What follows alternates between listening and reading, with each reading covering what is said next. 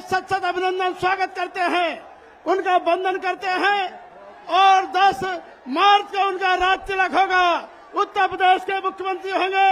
तो आप लोगों से यही विनती करना चाहते हैं, फतेहपुर की सभी 6 विधानसभा में समाजवादी पार्टी का परचम लहरा देना, क्योंकि समाजवादी पार्टी की सरकार बनेगी तो चाहे हमारे अटेवा के साथी हो, पुरानी पेंशन बहाल होगी, तमाम कर्मचारियों को उनके समान वेतन मिलेगा, उनको स्थायीकरण किया जाएगा और हमारे गरीबों को पेंशन मिलेगी 1500 रुपया महीने पेंशन महिलाओं को मिलेगी। इसके अलावा जो है 300 यूनिट बिजली फिर देने का काम माननीय राष्ट्रीय अध्यक्ष जी ने घोषणा किया है और किसानों के लिए सिंचाई की सुविधा मुफ्त की जाएगी। इसके अलावा उनको, हमारी महिलाओं को अध्यक्ष जी का आगमन हो गया है और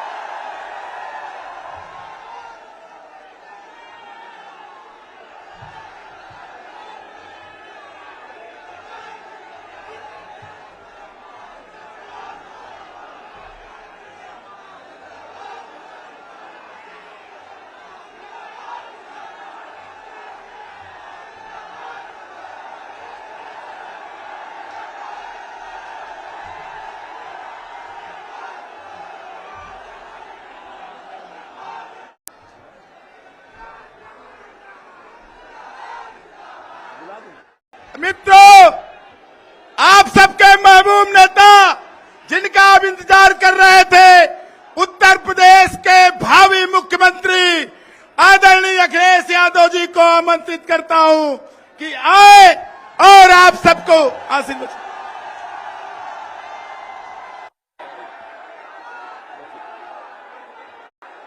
समाजवादी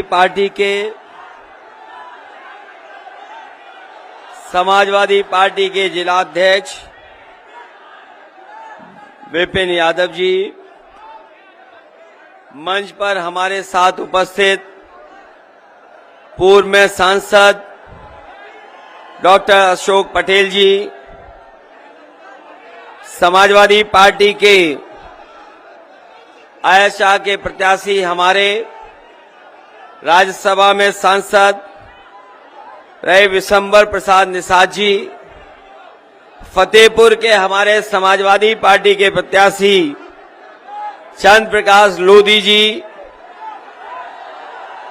हुसैनगंज की प्रत्याशी श्रीमती उषा मौर्य जी, खागा की प्रत्याशी राम तीर्थ परमहंस जी, मंच पर उपस्थित संतोष द्विवेदी जी, वीर अभिमन्यु सिंह जी पूर्व विधायक, मोहम्मद सफीर साहब पूर्व विधायक, मोइन खां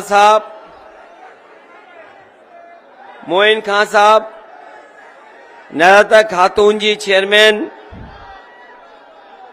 केतकी सिंह यादव जी, महामंडलेश्वर आदरणीय स्वामी सत्यानंद जी, जगदीश चौहान जी और मंच पर उपस्थित समाजवादी पार्टी के सभी हमारे नेतागण, यहां पर सभा में आए हुए बड़ी संख्या में हमारे बुजुर्ग, माताएं, बहनें, उपस्थित सभी नौजवान साथी, पत्रकार बंधुओं, मैं सबसे पहले इस चुनावी जनसभा में आए हुए आप सबका बहुत बहुत धन्यवाद और आभार प्रकट करना चाहता हूं। ये फतेहपुर जिले की चुनावी जनसभा है और ये उत्साह बता रहा है जिस तरीके से पूरे मैदान में जनसमूह और जन सैलाब दिखाई दे रहा है। इस बार भारतीय जनता पार्टी का यहां से खाता खुलने वाला नहीं है।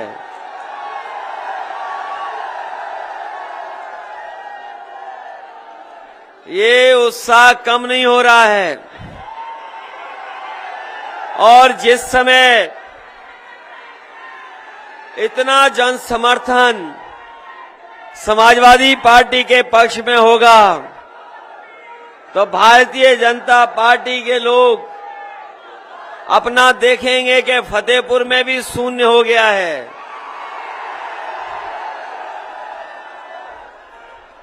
वैसे तो समाजवादी विजय रथ की आपने तस्वीरें और वीडियो देखा होगा समय समय पर।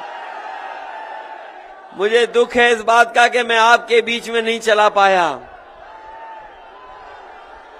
समाजवादी विजय रथ क्योंकि समय नहीं मिला और समय मिला होता तो समाजवादी विजय रथ से आपके बीच में आने का मौका मिलता। लेकिन जो खबरें मिल रही हैं, फतेहपुर की जनता ने समाजवादियों को विजय करने का फैसला ले लिया है। ये समीकरण, ये जो समाजवादियों ने समीकरण बनाया है, आज हर वर्ग के लोग और खासकर किसान समाजवादियों की ओर देख रहा है। कोई वर्ग नहीं बचा जो आज समाजवादियों की मदद करना ना चाहता हो। आज हर वर्ग के लोग मदद करने के लिए आगे आ गए हैं। इसलिए मैं कह सकता हूं, जो लोग कहते थे, आपने उनका सुना होगा कि गर्मी निकाल देंगे। आपने सुना कि नहीं सुना? लोग कहते थे गर्मी निकाल देंगे, लेकिन जब से पहले चरण का वोट पड़ा है, उनके कार्यकर्ता नेता ठंडे पड़ गए हैं और दूसरे चरण का वोट जो पड़ा है, उससे भारतीय जनता पार्टी के नेता कार्यकर्ता सुन्न पड़ गए हैं। और जिस समय इस चरण में वोट पड़ेगा, भारतीय जनता पार्टी के लोग शून्य हो जाएंगे।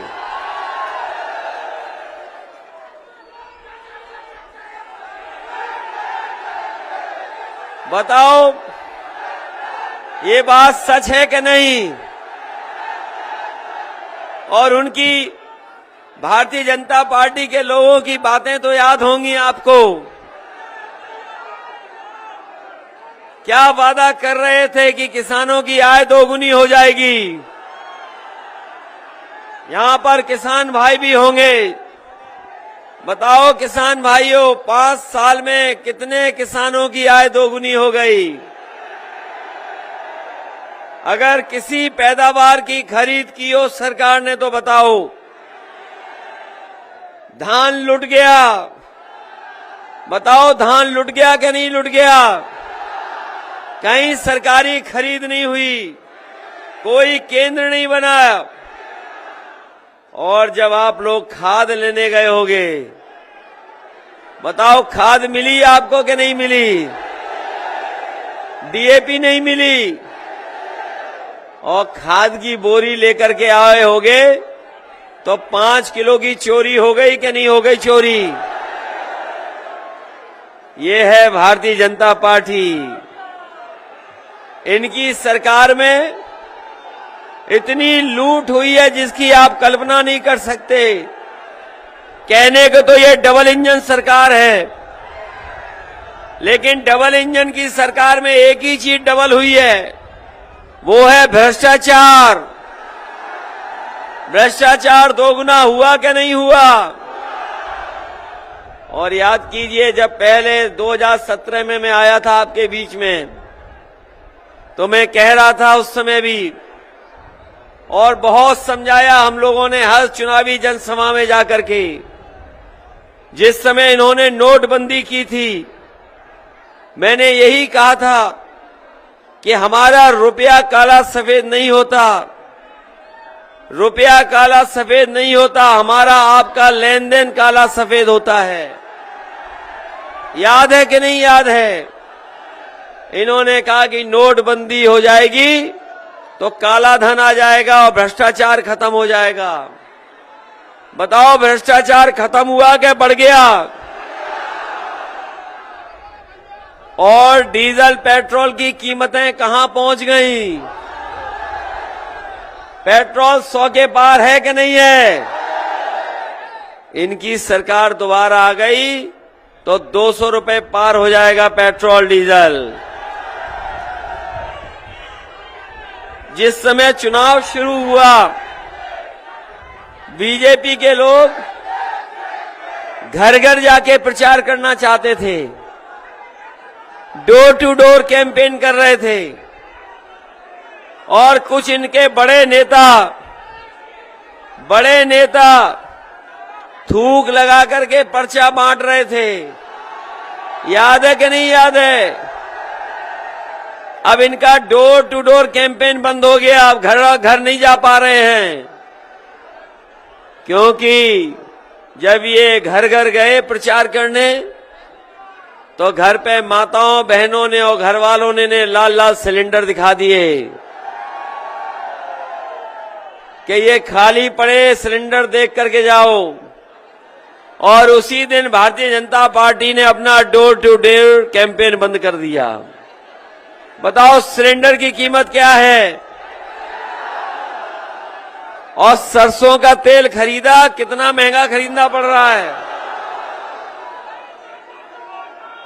इन बीजेपी के नेताओं के भाषण सुनना, इनके जो भाषण दिए जा रहे हैं, अगर छोटे नेता को सुनोगे तो छोटा झूठ बोल रहे हैं, बड़े नेता हैं तो बड़ा झूठ बोल रहे हैं, और जो सबसे बड़े नेता हैं वो सबसे बड़ा झूठ बोल रहे हैं। बताओ झूठी पार्टी है कि नहीं बीजेपी? हमारे किसानों को बताया कि किसानों की आय दोगुनी हो जाएगी, आय दोगुनी नहीं हुई। नौजवानों को कहा कि नौकरी मिल जाएगी। बताओ नौकरी मिली आपको? वैसे तो विज्ञापन दिल्ली में, लखनऊ में बड़े बड़े लगे हैं, और लगे विज्ञापनों में ये बताया जा रहा है कि लाखों नौजवानों को नौकरी मिल गई। हमें फतेहपुर वालों बताओ कितनों को नौकरी मिल गई? बाबा मुख्यमंत्री ने किसी को नौकरी नहीं दी। और इधर आपने स्टेडियम में देखा होगा, बाबा मुख्यमंत्री लैपटॉप बांट रहे थे, इन्होंने स्मार्टफोन बांटा, टैबलेट भी बांट रहे थे। बताओ फतेहपुर के नौजवानों को कुछ नहीं मिला? और आपको देते भी क्यों बाबा जी, जब वो कंप्यूटर खुद नहीं चला पा रहे हैं? अभी तक तो हमें ये जानकारी थी कि कंप्यूटर और लैपटॉप नहीं चला पाते हैं, लेकिन अब सूचना मिली है वो स्मार्टफोन भी नहीं चला पा रहे हैं, इसीलिए आपको स्मार्टफोन नहीं दिया। स्मार्टफोन नहीं दिया आपको। और अगर समाजवादियों ने जब दिया था, जिस समय समाजवादियों ने दिया था लैपटॉप, और जिसके घर में भी होगा वो आज भी चल रहा होगा, आज भी बंद नहीं हुआ होगा। इसलिए हम आपसे अपील करने आए, निवेदन करने आए हैं। ये बीजेपी के लोग हमारे बाबा साहब का दिया हुआ संविधान, उसको भी खत्म करना चाहते हैं। जहां ये संविधान को खत्म करना चाहते हैं, वहीं ये चुनाव लोकतंत्र को बचाने का भी है। और मैं समझता हूं फतेहपुर के लोगों ने वो कहावत तो सुनी होगी, एक बहुत पुरानी कहावत सुनी होगी फतेहपुर के लोगों ने, न रहेगा बांस और न बजेगी बांसुरी। ये सुना है कि नहीं सुना है? बताओ, बाबा साहब का दिया हुआ संविधान और संविधान से मिलने वाला हमें हक और सम्मान, हमारा हक और सम्मान आरक्षण ये छीन रही सरकार के नहीं छीन रही, और बड़ी साजिश करके छीन रही है कि एक एक करके सब चीजें बेची जा रही हैं। जो भी चीज है उसको बेच दे रही सरकार, सब प्राइवेट कर दे रही है, आउटसोर्स कर दे रही है।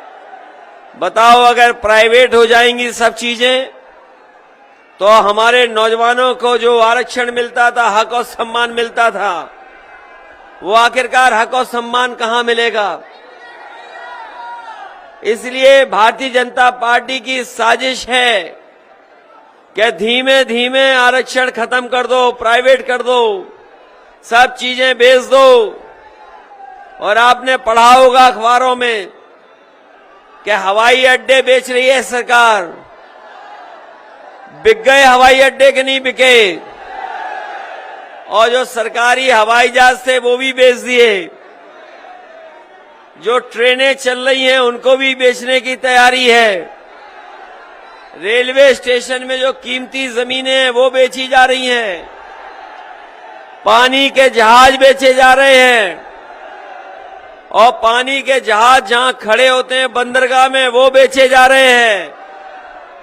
जब सब बिक जाएगा तो बताओ, हमें और आपको नौकरी और रोजगार कहां मिलेगा?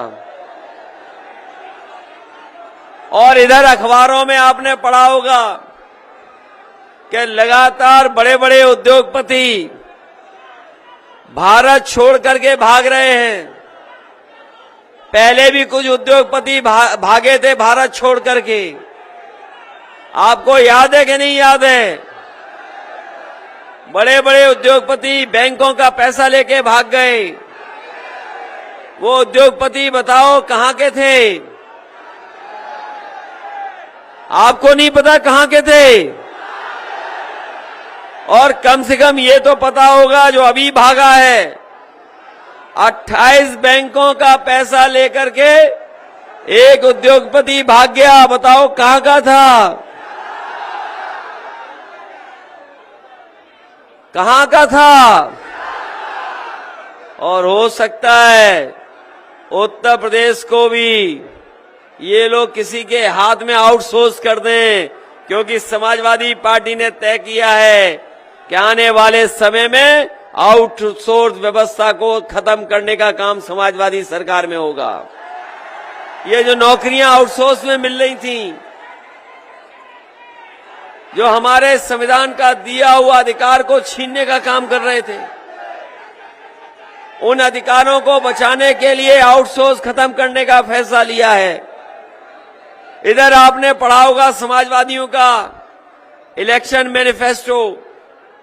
आपने पढ़ा कि नहीं पढ़ा? और इसलिए समाजवादी पार्टी ने इलेक्शन मैनिफेस्टो जनता का बनाया है, क्योंकि समाजवादी लोग महसूस करते हैं कि आज जनता को महंगाई का सामना करना पड़ रहा है, और जब कभी भी बिजली का बिल आता है तो करंट लगता है बिजली के बिल देख करके। बिजली महंगी होती चली जा रही है। इसलिए समाजवादी पार्टी ने तय किया है कि घरेलू बिजली का 300 यूनिट का कोई बिल आपको नहीं देना पड़ेगा।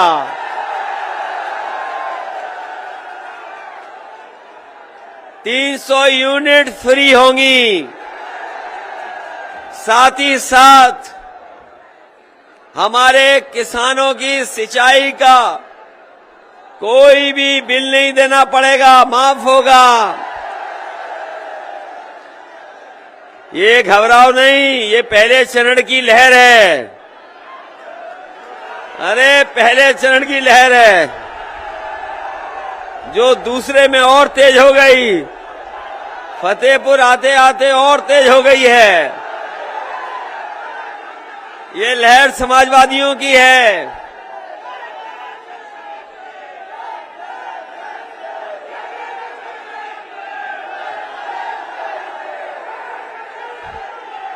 ये घबराइए नहीं, ये समाजवादियों की लहर है।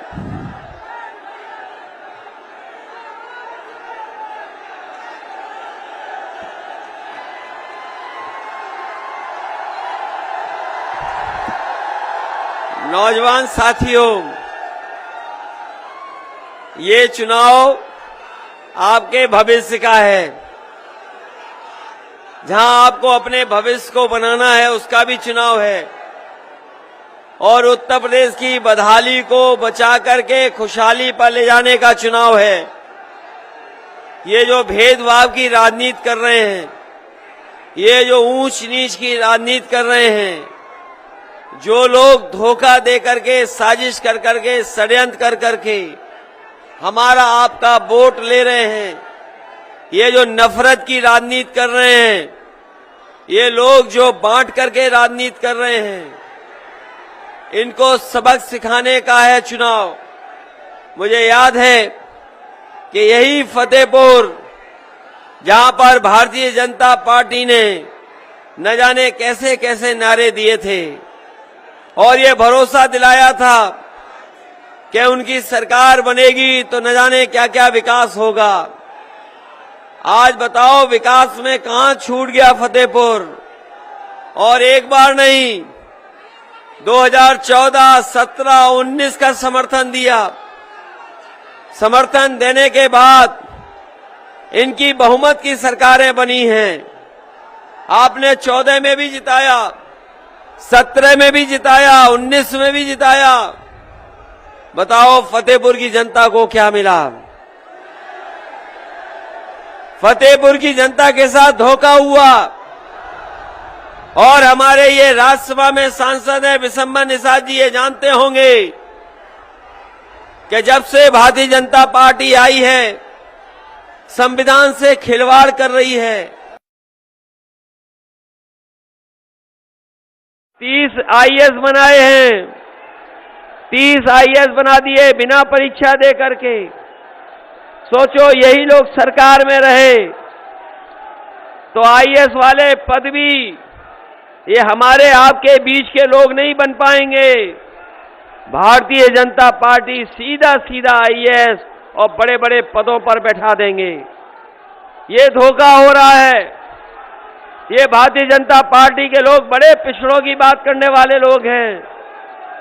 ये बताएं, देश में और खासकर उत्तर प्रदेश में इन्होंने कितने वाइस चांसलर बनाए यूनिवर्सिटी में? अगर कोई वाइस चांसलर बनाया हो आपके बीच का तो बताएं। और जब वाइस चांसलर नहीं बनेगा तो पाने वाले नौकरी कैसे पाएंगे?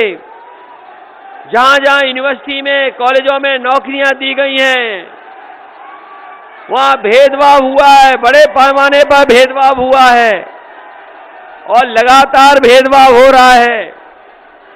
जिन्हें नौकरी मिलनी चाहिए नौकरी नहीं मिल पा रही है, जिन्हें रोजगार मिलना चाहिए रोजगार नहीं मिल पा रहा है।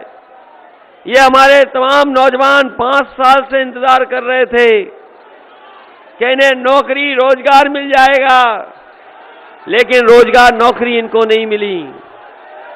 ये हमारे बीएड बीटीसी वाले दिखाई दे रहे हैं, ये पिछले कई वर्षों से आंदोलन धरना प्रदर्शन कर रहे हैं, इनकी कोई सुनवाई नहीं हुई है।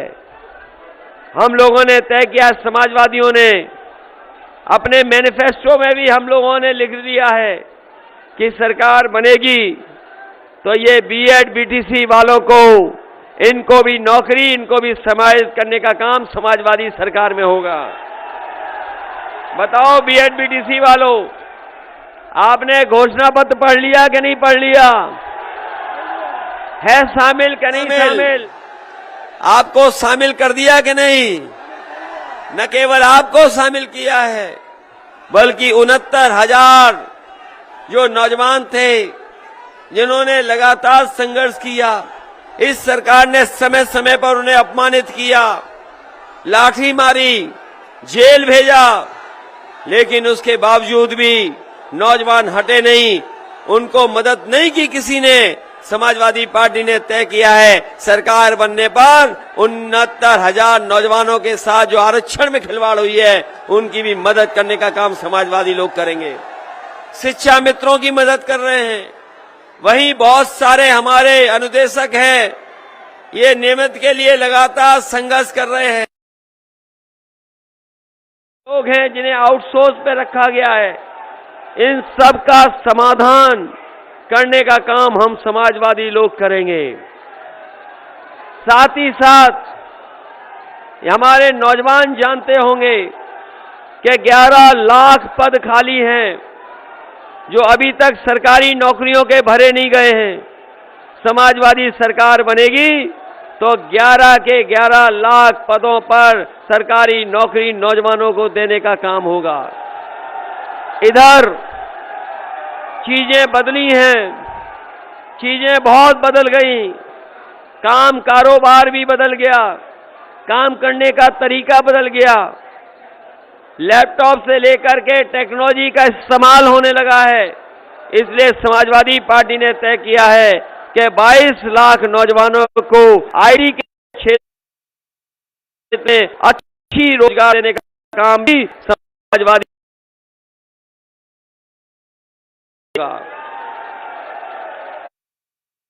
हम समाजवादी लोग रोजगार देना चाहते हैं, किसानों की मदद करना चाहते हैं। व्यापारी जानते होंगे कि व्यापारियों का नुकसान बहुत हुआ है। कारोबार के संग सरकार चलेगी, नई नीति बना करके कि कारोबार और सरकार कैसे मदद करे कारोबार की, उस दिशा में फैसले लेंगे। और जब से समाजवादियों को समर्थन मिला है, हमारे बाबा मुख्यमंत्री के होश उड़ गए हैं। जब से समर्थन मिलना शुरू हुआ है, हमारे बाबा मुख्यमंत्री को समझ में नहीं आ रहा है, और जिसने भी उनका चेहरा देखा होगा वो चेहरा देख के बता सकते हैं कि उनकी शक्ल पे 12 बज गया है। बताओ बाबा मुख्यमंत्री के चेहरे पर 12 बज गया कि नहीं बज गया?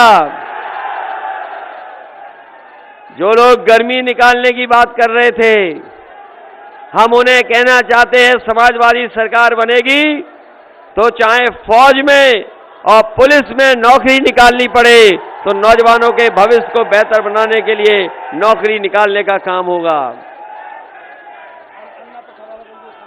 जो लोग गर्मी निकालने की बात कर रहे थे, पहले दूसरे चरण का बोर्ड देख करके उनकी भाप निकल गई है,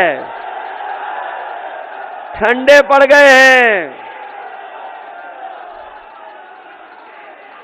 इधर भारतीय जनता पार्टी ने अन्ना पशुओं के लिए बड़ी बड़ी योजना चलाई, गौशाला के लिए बड़ी योजना चलाई, लेकिन जिस तरीके से किसानों को रात रात खेत की रखवाली करनी पड़ रही है, बहुत से किसानों की जान चली गई, बहुत से किसान अपनी पैदावार को, खेतों को नहीं बचा पाए, अन्ना पशुओं ने नुकसान कर दिया, हजारों करोड़ इस सरकार ने खर्च किए, लेकिन ये सरकार अन्ना पशुओं की समस्या का समाधान नहीं कर पाई। समाजवादी पार्टी ने तय किया है कि आने वाले समय में अगर गौशाला को सुधारना पड़ेगा तो सुधारेंगे, अगर योजना ला करके ठीक कर सकेंगे ठीक करेंगे, और अगर मदद करनी पड़ेगी किसानों की नुकसान की, उसकी भी भरपाई करने का काम समाजवादी सरकार में होगा। बताओ साथियों,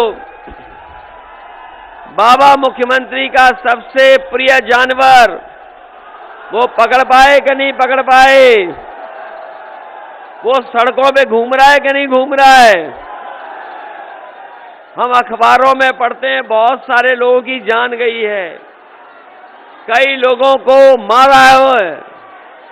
अगर ऐसी घटना कहीं होती है तो समाजवादी पार्टी उन परिवारों की मदद करने का काम करेगी और 5 लाख उन परिवारों को देने का काम होगा। ये शहर बनने को तो शहर बन गया है, लेकिन यहां सीवर नहीं है, यहां सीवर नहीं है।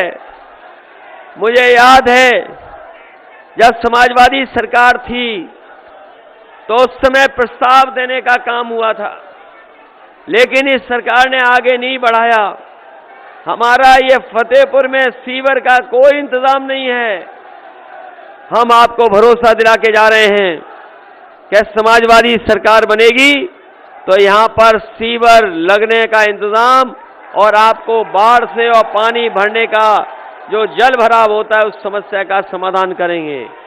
वहीं यहां का बहुत ही पुराना कारोबार मिर्चों का, मिर्च का कारोबार बहुत पुराना है, और हम अपने सभी कारोबारियों को और किसान भाइयों को कह करके जा रहे हैं कि अगर मिर्च कारोबार को बढ़ाने के लिए उसकी क्या क्या संभावनाएं हो सकती हैं, उस कारोबार को बढ़ाने के लिए क्या सुधार करना है, और अगर सरकार की तरफ से विशेष पैकेज दे करके यहाँ के व्यापारियों को दूसरे व्यापार और दूसरी जगह भी जोड़ना पड़ेगा, तो समाजवादी सरकार में मिर्च के व्यापार को भी बढ़ाने का काम हम लोग करेंगे। साथ ही साथ आज नई तरह की नौकरियां हैं। अगर नौजवानों को इंजीनियरिंग की और नए समय के कोर्सेज को यहाँ पर लागू कर करके, चाहे ITI को इंजीनियरिंग कॉलेज का दर्जा या पॉलिटेक्निक को और उच्चीकरण करके, जिससे कि आज के समय की पढ़ाई कर सके और अपने भविष्य को बना सके, उस दिशा में अगर उन्हें इंजीनियरिंग के लिए भी भेजना पड़ेगा, पढ़ाना पड़ेगा, तो समाजवादी सरकार में हम लोग करने का काम करेंगे। जहां तक गंगा सफाई की बात है, यहाँ पर नदी देख लो आप, जिन्होंने कभी माँ गंगा की कसम खाई थी कि माँ गंगा को साफ करके दिखाएंगे, आज गंगा वैसी पड़ी हुई है, यमुना नदी वैसी पड़ी हुई है। और जो हमारी नदियों में जो पर्यटन बढ़ सकता है, समाजवादियों ने इटावा में तो बढ़ा दिया है, अगर हमें यहाँ भी संभावनाएं दिखेंगी तो उस दिशा में समाजवादी लोग काम कर करके न केवल पर्यटन बढ़ाएंगे, बल्कि हमारी नदियां कैसे सुरक्षित हों, साफ पानी बहे, उस दिशा में लेकर के जाएंगे। मैं इस मौके पर आपसे वो समय भी याद दिलाना चाहता हूं जिस समय सबसे ज्यादा लोगों को दवाई का, बिस्तर का, अस्पताल की जरूरत थी। उस समय सरकार ने मदद नहीं की। आप जानते होंगे कोरोना के समय पर बड़े पैमाने पर लोग बीमार हुए, लेकिन इस सरकार ने मदद नहीं की। सरकार ने न दवाई दी, न बिस्तर दे पाई, और जब सांसों के लिए ऑक्सीजन जरूरत थी तो ये सरकार ऑक्सीजन भी नहीं दे पाई। अगर सरकार समय पर इलाज करा देती, समय पर दवाई दिलवा देती, तो बहुत सारे हमारे गरीबों की जान बच जाती। अगर किसी कारण जान गई है, किसी कारण हमारे आपके परिवार के सदस्यों का इलाज नहीं हो पाया है, अगर कोई दोषी है तो यही भारतीय जनता पार्टी की सरकार दोषी है, जिन्होंने हमारे गरीबों को अनाज छोड़ने का काम किया था। ये जिला वो है जहां पर एक गांव में सबसे ज्यादा जानें गई थी। इतनी जानें एक गांव में किसी जगह नहीं गई।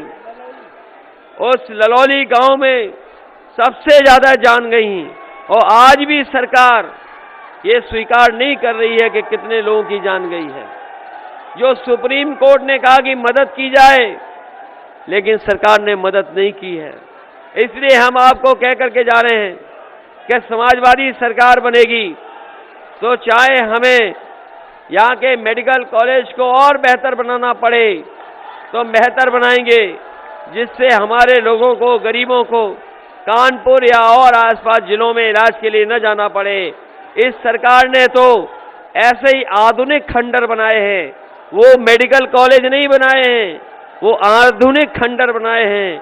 न वहाँ डॉक्टर हैं, न दवाई है, न नर्स हैं, कोई इंतजाम नहीं है, बस मेडिकल कॉलेज का उद्घाटन कर दिया है। समाजवादी सरकार बनेगी तो अच्छा मेडिकल कॉलेज, जिससे कि हमारे गरीबों का इलाज यहीं पर हो जाए, उन्हें बाहर कहीं नहीं जाना पड़े। एम्बुलेंस चलाई थी, याद है कि नहीं याद है? जितनी एम्बुलेंस समाजवादियों ने चलाई उतनी ही चल रही हैं। इस बाबा मुख्यमंत्री जी ने कोई एम्बुलेंस नहीं बढ़ाई, व्यवस्था को बर्बाद कर दिया।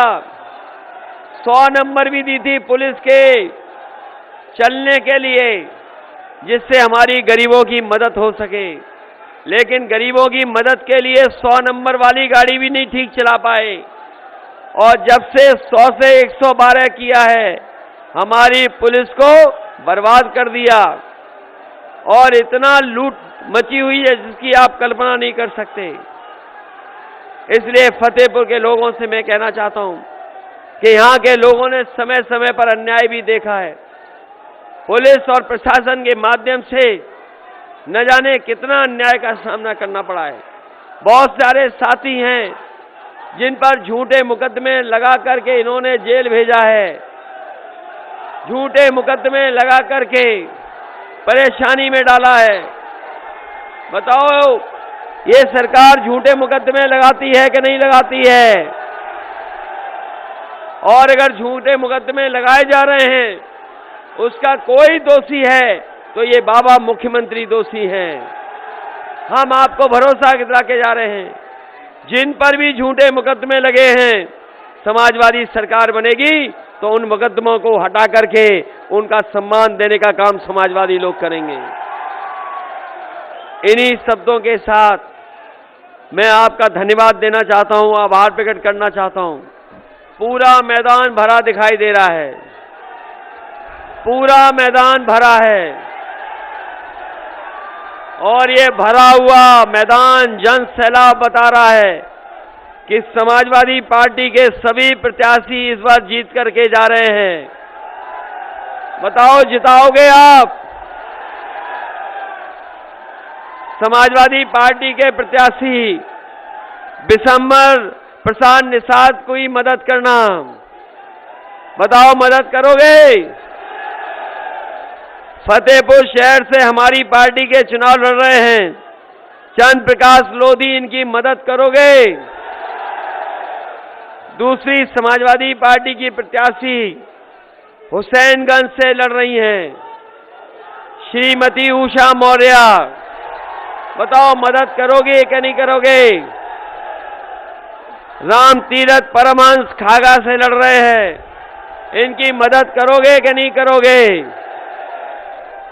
वैसे तो बाबा मुख्यमंत्री, अगर आपने उनके भाषण सुने होंगे तो इधर वो बहुत सारी बातें कह रहे हैं, कानून व्यवस्था से लेकर के तमंचावादी तक कह रहे हैं।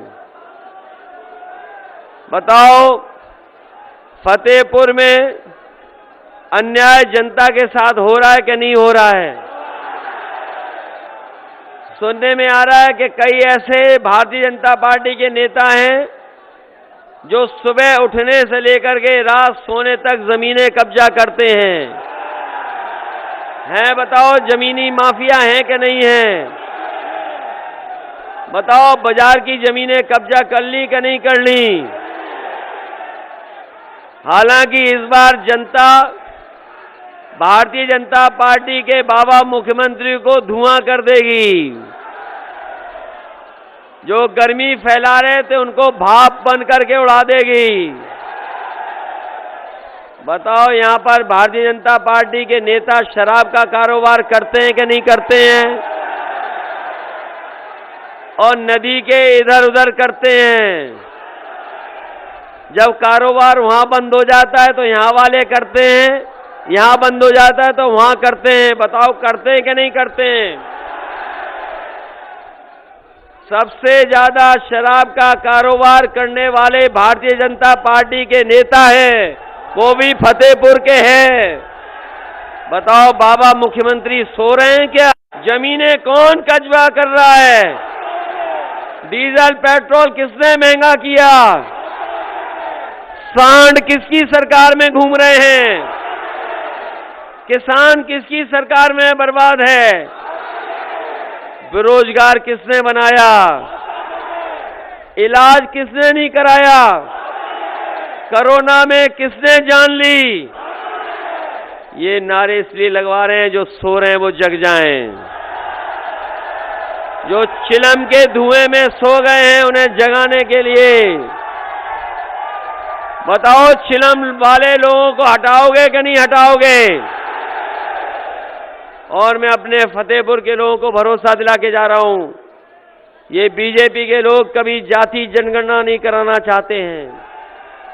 ये जातियों में झगड़ा कराना चाहते हैं। पिछड़ों के नाम पर वोट ले रहे हैं, पिछड़ों को धोखा दे रहे हैं। दलित भाइयों के नाम पर वोट ले रहे हैं, दलित भाइयों को धोखा दे रहे हैं।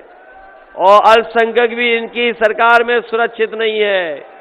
अगड़ों के साथ भी अन्याय किया इन्होंने। इसलिए समाजवादी पार्टी ने तय किया है कि जब कभी समाजवादी सरकार बनेगी तो जाति जनगणना करा करके, जातियों को गिन करके, जातियों के आबादी के हिसाब से उन्हें हक और सम्मान दिलाने का काम हम समाजवादी लोग करेंगे। इन्हीं शब्दों के साथ, इस भरोसे के साथ, इस उम्मीद के साथ कि समाजवादियों की आप मदद करेंगे।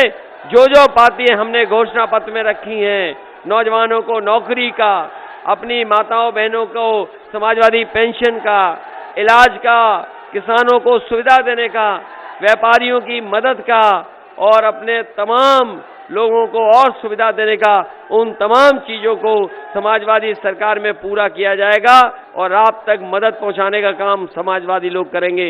आप सबका बहुत बहुत धन्यवाद।